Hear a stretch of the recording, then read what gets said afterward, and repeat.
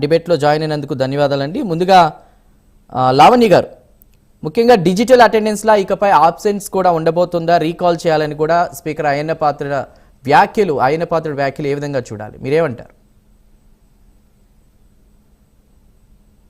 అందరికీ కూడా digital attendance అనేది ఎందుకంటే అది మన యొక్క బాధ్యతను ఎంతవరకు నిర్వర్తిస్తున్నామో, మనం ఎంత దాని మీద మనం ఎంత సన్నద్ధంగా ఉండి ప్రజల యొక్క కష్టాలని తెలుసుకొని అసెంబ్లీ సాక్షిగా మనం ప్రజల యొక్క కష్టాలని అక్కడ స్పీకర్ గారికి తెలియజేసి మనకు ఓట్లేసి గెలిపించిన వాళ్ళ కోసం మనం అటెండెన్స్ ఖచ్చితంగా ఇప్పుడు పాఠశాలలో అటెండెన్స్ ఎందుకు వేశారు, పాఠశాలలో అయినా ప్రతి ఒక్క ఉద్యోగులకు ఎందుకు పెట్టారంటే వీళ్ళు విధుల్లో ఎంత ఖచ్చితంగా వాళ్ళ యొక్క వృత్తిని మీద ఎంత సిన్సియర్ గా ఉన్నారు, వృత్తిని ఏ విధంగా వాళ్ళు చేస్తున్నారు అనేది తెలుసుకోవడం కోసమే.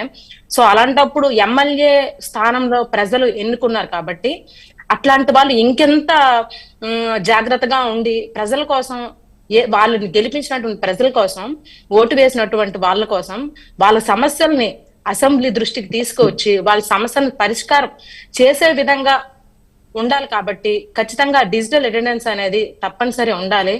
ఖచ్చితంగా రీకాల్ అవ్వాల్సిందే.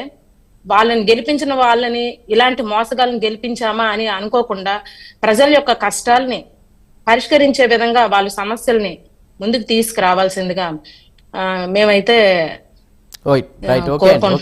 లావణ్య గారు మాట్లాడదాం. వెంకటేశ్వర రెడ్డి గారు.